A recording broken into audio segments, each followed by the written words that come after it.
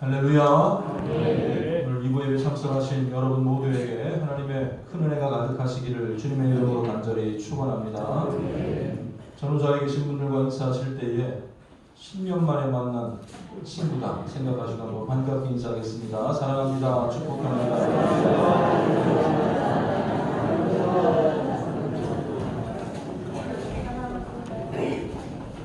10년 만에 만나서 서먹서먹하신 거예요. 말 못하시는 분들 계십니다. 오늘 또 의미 있는 날입니다. 우리의 매일이 다 마찬가지겠지만 또 특별히 오늘은 2019년도 마지막 주일 또 마지막 주간의 시작이기도 합니다. 온종일 또 하나님께서 베풀어 주셨던 은혜에 감사하고 또 새로운 한 해를 계획하고 출발할 수 있는 모두가 다 되었으면 좋겠습니다. 한 해 동안도 많은 일들이 있었고 말 그대로 다사다난한 한 해였을 줄로 압니다. 개인적으로도 마찬가지고 교회적으로도 마찬가지일 것입니다. 고된 노동 후에 주어지는 휴식만큼 달콤한 것은 없을 것입니다. 벌써 제게도 30여 년 전에 일이 되었는데 강원도 양구에서 군생활하던 시절에 돌이켜보면 3년 내내 나가서 훈련하는 시간 외에는 거의 대부분의 시간을 작업만 했던 것 같습니다. 근데 들어가면 멋있게 뭐 이렇게 할 줄 알았더니 그냥 뭐 이 작업복 입고 늘 삽질하고 곡괭이질하고 뭐 낫질하고 했던 그런 경험만 있는 것 같습니다. 힘들게 작업하다가 이 고참이나 혹은 이 지휘관이 10분간 휴식 이렇게 외치면 얼마나 즐거운지 허리가 꼬부라져 있다가도 허리를 번쩍 펴면서 초전박살 10분간 휴식 복명복창하고는 다 이렇게 쉬는데 그 시간이 얼마나 또 달콤한지 모릅니다. 아무튼 1년 내내 작업이 계속되었는데 여름에는 제초 작업, 겨울에는 제설 작업, 풀이 나면 날이 맑으면 방책 작업하고 철조망 작업하고 비 오면 또 배수로 작업 뭐 그냥 쉬는 날이 없어요. 무슨 구실을 써서라도 다 나가서 작업을 합니다. 어쨌든 모든 날 동안 작업이 계속되었던 것 같은데 안 그래도 뭐 늘 작업하는데 4월달 되고 5월달 되면요 특별 작업 기간 집중 진지 보수 공사 뭐 이렇게 현수막까지 붙여가면서 또 더 붙여서 작업했던 시절도 있습니다. 정말 그때는 뭐 여러분들도 그런 경험들이 있겠지만 하루 종일 허리를 구부리고 삽질하고 뭐 단가라는 게 있는데 이렇게 돌 옮기는 그런 거 하면서 돌을 옮기고 했던 우리가 밖에 나가서 이렇게 노가다를 했으면 수억 벌겠다 싶을 정도로 하여튼 많은 일들을 했던 것 같습니다. 그 집중 작업하는 시간에는 식당으로 돌아올 시간도 없어요. 작업장에 이렇게 밥을 배달을 해주면 갖다 주면 뭐 반찬 따로 이렇게 그렇게도 하지 않습니다. 큰 통에다가 어떻게 하면 다 들이붓고 적고 나서 제일 마지막에 이 마법의 양념 PX에 사온 고추장을 쫙 한 통 뿌려가지고 해서는 사람마다 고봉을 해가지고 식판에다가 이 비빔밥을 이렇게 나눠주게 됩니다. 뭐 힘들고 배고프려 하니까 뭐 억지로 입에다 다 숙여놓고는 식기를 내팽개치고는 그 잠깐 점심때 한 30분 시간을 주는데 그늘을 찾아가서 누우면 채 소화도 되지 않고 뭐 입에 그냥 음식이 남아 있음에도 불구하고 그대로 그냥 잠들고 한 1분 잤나 싶으면 기상 또 이렇게 하면 30분이 지나간 거예요. 얼마나 참 그 잠깐의 휴식이 아마 그 고된 노동의 시간들을 버티게 해주지 않았나라는 생각도 들고 지금 생각해보면 뭐 밥 먹고 누워서 자면 탈이 날 것 같은데 참 건강하게 했나 보다 이런 생각도 해보게 됩니다. 문득 생각했던 것 중에서 내가 이제 부대를 전역하게 되면 집에 가서 마음껏 쉬리라 얼마나 참 쉬고 싶은데라는 그런 마음을 먹었지만 막상 집으로 나중에 돌아가서 편안한 소파에 가만히 앉아 있어봐도 쉬어봐도 그때 이 작업 중에 이 잠깐 쉬었던 그 꿀맛 같은 달콤한 휴식의 맛은 느낄 수가 없는 것 같아요. 이게 뭐 쉬는 거냐라는 생각이 듭니다. 이유는 분명한 것 같아요. 휴식 이전에 고된 시간이 없었기 때문에 상대적으로 휴식의 의미도 퇴색되고 만 것입니다. 그래서 학생들은 학교를 다녀야 방학이 재미가 있는 것이고 또 직장을 다녀야 휴가가 진정한 의미가 있는 것 아니겠습니까? 물론 요즘은 직장을 가지지 못한 백수, 백조 이런 분들이 더 많이 힘들어서 입술이 부르트고 한다고 하기는 하지만 어찌되었건 바쁜 일상 가운데 주어지는 짧은 쉼이 우리에게 큰 힘이 되고 희망이 되는 것 같습니다. 너무 바쁘게만 일하고 쉬지 못하면 꼭 탈이 나게 됩니다. 지금 같은 경우는 벌써 이제 독감이 유행이라고 그러는데 조금 과하다 싶으면 감기 몸살로 이렇게 앓는 사람들이 참 많죠. 이 감기가 뭘까? 감기.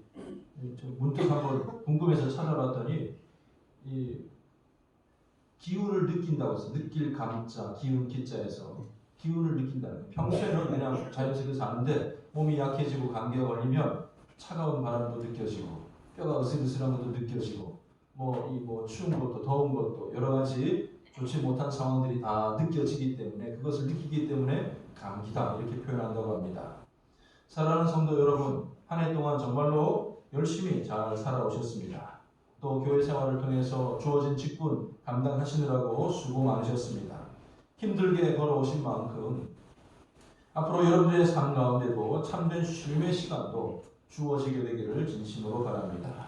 특별히 이것은 제가 장로님 수고하셨으니까 한 달 동안 쉬세요. 집사님 수고 많으셨으니까 내년을 그냥 푹 쉬세요. 이렇게 한다고 쉴 수 있는 게 아니에요. 일하는 가운데 휴식이 주어지게 되듯이 또 제가 제공해 줄 수 있는 것도 아니고 오늘 본문 말씀을 통해서 보면 예수님께서 약속하십니다. 수고하고 무거운 짐진 자들아 다 내게로 오라. 내가 너희를 쉬게 하리라.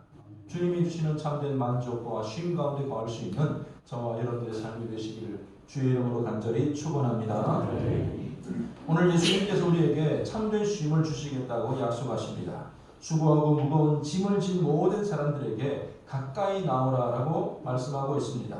그리고 죽게 나아가는 사람들에게 반드시 우리 주님은 쉼을 주신다고 약속하셨습니다. 얼마나 반가운 일입니까? 또 얼마나 기뻐할 만한 일입니까? 그런데 문득 이것을 너무 많이 앞서 나가가지고 그러면 그냥 인생살이 그만두고 예수님이 오라고 그러니까 이제 천국에서 보자라는 그런 얘기인가? 가끔 성도들 가운데 그래요. 목사님 제가 꿈에 예수님을 봤는데요. 저 죽는 꿈인가요? 이렇게 물어보는 사람들이 종종 있는 것 같습니다. 물론 맞습니다. 우리가 성도들이 최종적으로 가야 될 저 천국이 우리 앞에 있겠지만 오늘 예수님께서 말씀하시는 이 부분은 주님께서 주시는 쉼은 지금 이 세상에서도 교회 생활을 통해서나 일상생활을 통해서도 충분히 가능하다는 말씀입니다. 우리를 짓누르고 있고 주님 보시기에 저 짐 안 되겠는데 라고 생각하고 있는 그 짐은 과연 무엇인지를 먼저 파악하는 것이 중요한데 우리를 억누르고 있는 정말로 벗어버려야 될 짐 한 가지는 그것은 곧 죄의 짐이라고 말할 수가 있을 것 같습니다. 히브리서 12장 1절 말씀을 보면 모든 무거운 것과 얽매이기 쉬운 죄를 벗어버리고 믿음 생활을 해야 할 것을 우리에게 말씀하고 있습니다. 여러분, 죄는 항상 우리를 짓누르는 것입니다. 죄가 찰나의 만족과 기쁨을 줄 수 있는 것 같이 모르겠지만 죄는 항상 우리의 짐이라는 것을 잊지 마시기를 바랍니다. 이 땅에 죄의 근원, 죄의 씨앗을 전달해 준 마귀는 사람들에게 결코 행복을 주는 존재가 아닙니다. 마치 밑밥을 제공하듯이 미끼를 제공하듯이 돈도 주고 쾌락도 주고 권세도 잠시 쥐어줄지 모르겠지만 결국에는 그 인생에 그 삶에 무거운 짐을 얹어주고 그 영혼을 송두리째 지배하고자 하는 존재가 바로 원수 마귀라는 것이죠. 누가복음 8장 말씀 보면 이 마귀에게 짓눌려서 정말로 비참한 삶을 살아가고 있는 한 사람이 등장하는데 속된 말로 귀신 들린 사람이었습니다. 이 사람은 오랫동안 옷을 입지도 않고 집에 거하지도 않았습니다. 그의 집은 들판, 이 무덤 사이였습니다. 비정상적인 생활을 하게 된 거죠. 가정이 파탄하게 된 것입니다. 쇠사슬이나 고랑은 악한 죄수든지 짐승을 매는 용도로 사용되는 것인데 사람들은 이렇게 난폭해진 이 사람을 그 쇠사슬로 메어 두었지만 귀신이 이 힘을 줬는지 그것을 끊고 광야로 내달리기 일쑤였습니다. 군대 귀신 들렸으니 이 사람이 엄청난 힘을 가지고 그 힘을 가지고 참 이렇게 많은 것을 하고 좋을 것 같지만 사실 그 힘으로 했던 것은 스스로 자해하는 것이었어. 그 몸이 막 피가 나도록 찌르고 때리고 스스로를 끝없이 괴로움에 짐을 지고 있었던 것입니다. 이처럼 원수 마귀는 사람을 파괴하고 영적으로나 또 외적으로나 파멸에 이르게 합니다. 그리고 우는 사자와 같이 두루 삼킬 자를 찾아다닌다. 본보기로만 보여주는 것이 아니라 여러분 각 한 사람을 찾아다니고 있다는 것입니다. 그들에게도 무거운 짐을 지우기 위하여서. 이런 극심한 고통을 지고 있던 귀신 들린 그 사람도 예수님을 만나게 되니 그 짐을 벗어버릴 수가 있었습니다. 온전해질 수가 있었습니다. 그를 짓누르고 있던 귀신들이 2천마리나 되는 돼지떼들에게 들어가 그 돼지떼를 몰살하게 할 정도였으니 이 사람이, 이 남자가 지고 있던 짐이 얼마나 무거웠겠습니다. 그러나 예수님을 만나는 순간 그는 온전함을 입었고 짐을 내려놓게 되었고 주님의 제자가 되기를 원하는 그런 사람이 되었고, 예수님께서는 돌아가서 하나님께서 행하신 이 큰 일을 증거하라는 명령을 받아들게 됩니다. 순식간이죠. 예수님을 만나니까 그런 일들이 순식간에 벌어지고 말았습니다. 죄라는 속성이 바로 그렇습니다. 인류 최초의 죄를 지었던 아담과 하와는 선악과의 아름다움에 매료되었지만 한 입 먹는 순간부터 비극이 시작되었습니다. 평온하고 행복하였던 하나님과의 관계에서 떨어져 나가 버리게 되었고, 하나님을 사랑하고 하나님과 동행해야 될 사람들이 오히려 하나님을 두려워해야 되는 존재가 되고 말았습니다. 우리는 이 모든 하나님께 가까이 갈 수 없게 만드는 그 모든 죄의 짐들을 이 죄의 짐들을 주님 앞에 다 내려놓아야 할 것입니다. 어떻게 내려놓겠습니까? 보세요, 주님, 제가 이렇게 막 짐이 잔뜩 있습니다. 얼마나 많은 죄를 지었네요. 자랑삼아 하는 것이 아니라 그 모든 것들을 진실한 마음, 회개된 입술로 고백하는 그런 회개가 있어야 할 것입니다. 요한 1서 1장 9절 말씀 보면 만일 우리가 우리 죄를 자백하면 그는 미쁘시고 의로우사 우리 죄를 사하시며 우리를 모든 불의에서 깨끗하게 해주실 것이다. 이 약속하셨습니다. 무슨 죄의 짐을 내려놓는 것을 요술방망이 휘두르듯이 또 지고 왔네, 또 내려놓고, 또 지고 왔네, 또 내려놓고, 이런 무한 반복을 할 것이 아니라 그거 내가 고통받고 있다는 사실을 자각하고 예수님 앞에 그 죄를 용서함을 받았다면, 내려놓았다면 사실은 그 길로 가지 않는 그런 다짐과 결단까지 우리에게 있어야 할 것입니다. 사랑하는 성도 여러분, 우리가 살인, 강도, 도둑질은 하지 않았다 할지라도 주님 앞에서 저 깊은 내 내면 속에서 하나님의 뜻을 거부하고 신앙적인 어떤 그런 부르심에 우리가 순종하지 못했던 그런 죄악들까지도 다 하나님 앞에 솔직하게 내려놓으시기를 바랍니다. 그것 가지고 있으면 우리 신앙생활은 온전해질 수가 없습니다. 내 마음 한쪽에는 예수님이 모르겠지라고 어느 일정 부분을 감추어 넣어버린다면 어떻게 우리가 마음을 활짝 열고 신앙생활을 할 수가 있겠습니까? 그것까지도 내가 모르고 있는 그 죄악까지도 주님 나를 용서해 주세요, 나를 깨끗하게 해주세요 라고 고백할 수 있는 예술들이 다 되시기를 바랍니다. 두 번째로 우리를 짓누르고 있는 것은 삶에서 경험하게 되는 다양한 일들이라고 할 수 있을 것입니다. 인생을 살아가면서 우리는 갖가지 짐을 지고 살아갑니다. 무한 경쟁 시대를 살아가면서 치열한 생존 경쟁을 치르게 됩니다. 우리가 일상생활하고 사회생활하는 것을 전쟁으로 표현할 지경이 되었습니다. 학생들은 입시 전쟁을 치르고 또 청년들은 취업 전쟁을 치릅니다. 출근할 땐 교통 전쟁, 출근 전쟁. 오늘 우리가 먹고 살 일이 걱정이고 은퇴 후가 걱정입니다. 사업이 걱정이고 회사에서 잘리지 않을까 걱정입니다. 모든 것들이, 모든 일들이 다 짐이지 않습니까? 한참 꿈을 키우고 꿈을 바라보고 달려가야 될 젊은 세대들조차 무거운 짐이 한 짐입니다. 연애, 결혼, 출산을 포기해야 되는 3포 시대, 이건 옛말에 거기다가 두 개를 더 플러스해가지고 취업과 주택까지도 다 포기해야 되는 5포 시대. 요즘은 또 7포 시대, 7포 세대라고 인간관계라든지 꿈까지도 다 포기해버리고 사는 요즘 젊은이들의 모습을 말하고 있습니다. 얼마나 우리의 삶을 짓누르고 우리의 생각을 짓누르고 우리의 이 생활 환경들을 짓누르고 있는 그 많은 일들 앞에 스트레스가 이 질병으로 분류될 줄 과거에는 어떻게 알았겠습니까? 요즘 아이들조차도 스트레스에 막 시달리게 됩니다. 틱장애를 겪기도 하고 심지어 폭행을 하기도 하고 그저 뉴스는 살인까지 벌이는. 누가복음 12장 22절 말씀 보면 또 제자들에게 이르시되 그러므로 내가 너희에게 이르노니 너희 목숨을 위하여 무엇을 먹을까 몸을 위하여 무엇을 입을까 염려하지 말라라고 예수님께서 말씀하셨습니다. 빌보 4장 6절에는 아무것도 염려하지 말고 다만 모든 일에 기도와 간구로 너희 구할 것을 감사함으로 하나님께 아뢰라. 5절 말씀에 보면 너희 목숨을 위하여 무엇을 먹을까, 몸을 위하여 무엇을 입을까, 염려하지 말라라고 이런 말씀을 드리면 아니 뭐 목사님이 사회생활을 몰라가지고 뜬구름 잡는 소리야. 그거는 이상이고 우리의 실생활은 전혀 다른 거. 얼마나 힘겹고 얼마나 괴로운지. 심지어 목사님이라고 하면 좋겠지만 예수님도 우리 생활은 잘 모르시는 것 같아요. 교회 속에서 신앙생활하는 잘 아는 것 같은데 한국 사회 이 형편을 잘 모르시는 것 같다고 고개를 좌우로 흔들고 이런 말씀들이 내게 다가오지 못하는 경우가 있습니다. 그러나 그렇지 않습니다. 사랑하는 성도 여러분, 우리 주님께서는 여러분의 모든 것을 알고 계십니다. 여러분이 집사되고 권사되고 장로되고 직분받고 사역하고 봉사하는 그것뿐만 아니라 여러분들의 머리카락까지 헤아리신다고 하셨으니 모든 걸 다 알고 계신다는 뜻 아니겠습니까? 구체적으로 우리의 복잡한 경제 상황, 우리의 부채라든지 어려움이라든지 아무도 모르는 질병까지도 다 알고 계실 것입니다. 공부에 어려움을 겪고 있는 것도 아시고 직장에서도 누군가를 통해서 스트레스를 받는 일도 다 알고 계실 것입니다. 그러기에 주님 앞에 그 모든 것을 내려놓고 맡기시고 기도해 보시기를 바랍니다.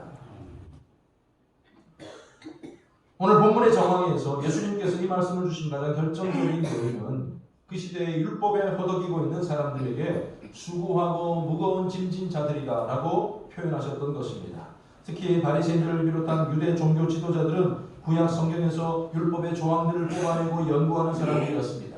그들의 조사한 의하면 구약에는 모두 613가지의 율법 조문들이 있는데 그 중에 어떻게 하라라는 긍정적인 표현의 율법이 248개가 있고 이렇게 하지 말라라는 부정적인 율법 365개가 있다라고 파악을 하였습니다. 그 외에도 그 율법에서 파생되는 이 할라코드라고 하는 복잡한 조례들, 판정들을 가지고 있었습니다. 무수히 많은 법조항을 가지게 된 거죠. 이런 식으로 접근하다 보니까 하나님의 거룩함을 알고 하나님을 사랑하는 방식의 율법이 오히려 그들에게 짐이 되었던 것입니다. 한두 가지 지키기도 했는데 그 많은 것을 어떻게 다 지켜내겠습니까? 그러다 보니까 이 사람들이 요령이 생긴 거예요. 눈에 확실하게 드러나는 거. 11조 드리고 금식하고 뭐 이렇게 막 거리에 서서 기도하는 거 잘 보이잖아요. 이런 몇 가지들을 행하면서 자기들은 돋보이게 만듭니다. 그리고 다른 사람들에게는 율법의 잣대로 자꾸만 짓는 너 이거 못했지. 사람들이 짐이 되는 거죠. 마태복음 23장 4절의 표현은 그들의 행위를 적나라하게 설명해주고 있습니다. 그러므로 무엇이든지 그들이 말하는 바를 행하고 지키되 그들이 하는 행위는 본받지 말라. 그들은 말만 하고 행하지 아니하며 또 무거운 짐을 묶어 사람의 어깨에 지우되 자기는 이것을 한 손가락으로도 움직이려 하지 아니한다라고 예수님께서 그들을 친히 평가하셨다는 것입니다. 남을 정죄하고 남에게 굴레를 씌우며 자기 자신도 사실은 자유함을 얻지 못했던 것이 바리새인들이요 종교 지도자들이요 또 유대인들이었다는 것을 알게 됩니다. 하나님은 이렇게 힘겹게 믿고 있는 사람들을 향하여서 우리 주님께서 말씀하십니다. 수고하고 무거운 짐진 자들이라 라고 말씀하면서 그들이 내게로 와야 된다. 나에게로 와야 된다. 그들을 초청하십니다. 내가 너희를 쉬게 하리라.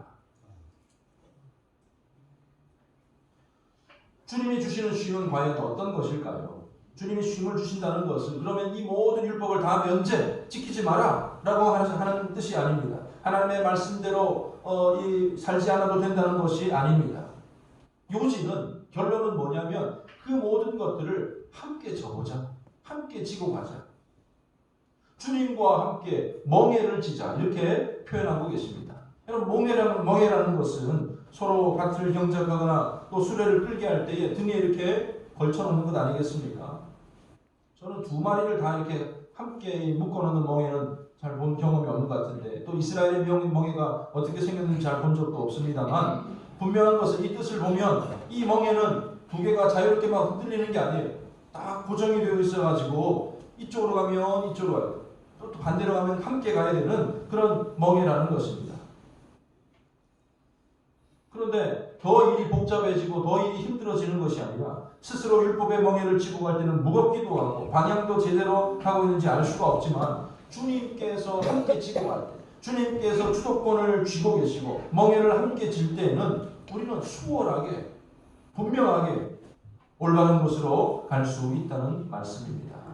사랑의 주님, 능력의 주님께서 내 곁에 계시니 우리는 즐겁고 힘있게 신앙생활도 할 수 있는 것이고 일상생활도 감당해 나갈 수가 있다는 것입니다. 지금까지 힘겨웠던 인생이 똑같은 일을 걸어가고 있지만 쉼의 인생이 될 수 있다는 그 비결을 우리에게 말씀해 주신 것입니다.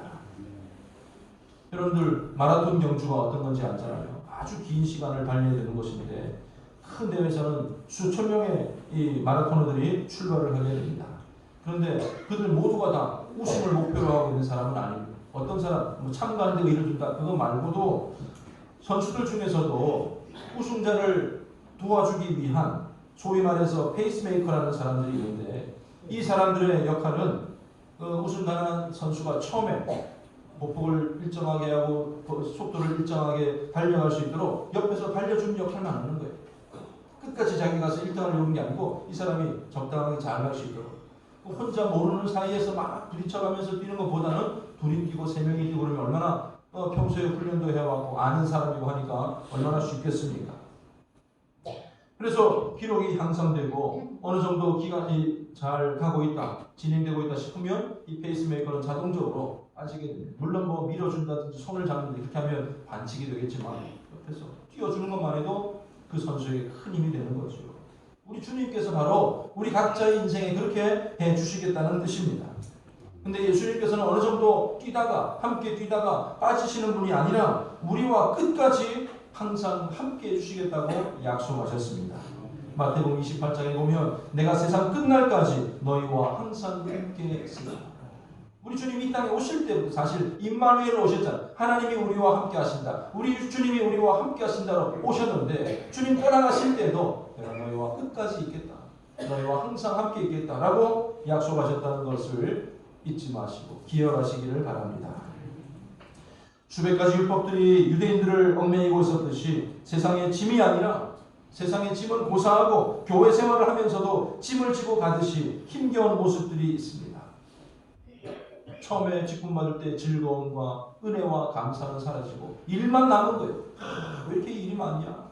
내가 빠져버리면 흔들흔들하고 안 하면 안 될 것 같고 하자니 괴롭고 그러니 참 고달프게 그 길을 걸어갑니다.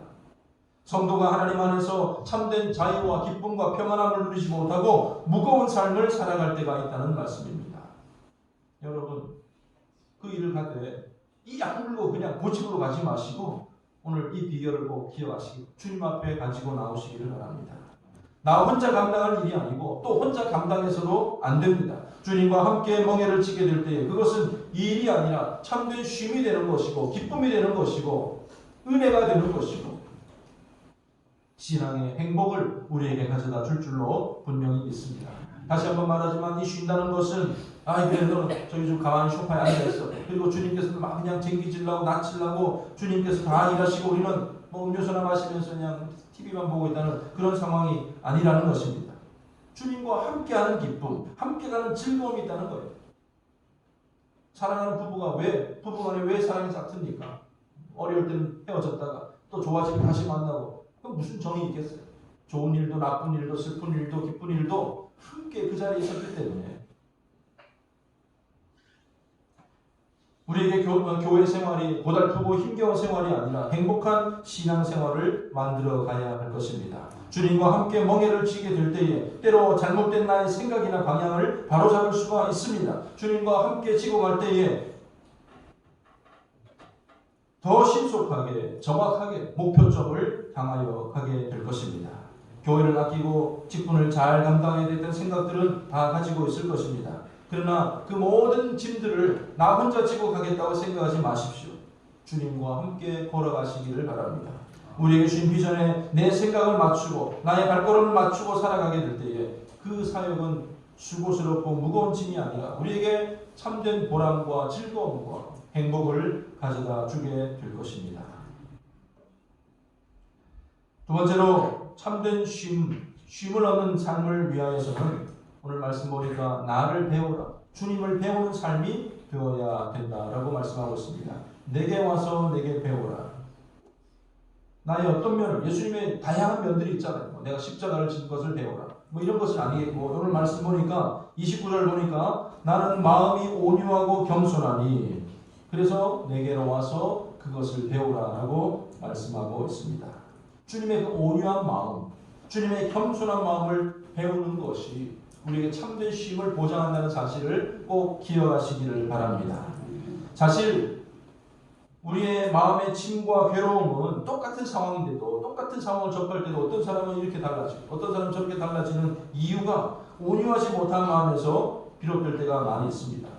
막 조급한 사람, 참지 못하고 분노하는 그런 마음이 가득한 사람은 결코 쉼을 찾을 수가 없을 것입니다. 늘 그냥 분노로 부글부글 끓고 있는 마음은 아무리 감추려고 해도 그 사람의 삶을 어렵게 만들 것입니다. 성경에 많은 인물들이 나오고 또 지도자들이 나오는데, 모세는 애초에 정치적인 지도자가 되려는 뜻을 품었던 사람도 아니었습니다. 하나님의 부르심에 따라서 이스라엘 백성들을 이끌어내는 역할을 감당했을 뿐입니다. 근데 유독 그렇게 하기 싫다고 그러고 못하겠다고 그렇게 반항하는 모세를 들어서 쓰신 이유가 어디 있겠습니까? 아마 그것은 모세의 마음 가운데 있었던 온유함이었을 겁니다. 이스라엘 백성들을 건져주었어요. 물에 빠진 사람을 건져주었습니다. 그런데 오히려 보따리를 내어놓으라고 닥달을 합니다. 무슨 일이 생길 때마다, 어려운 일이 생길 때마다 지도자에게 원망을 합니다. 툭하면 덤벼듭니다.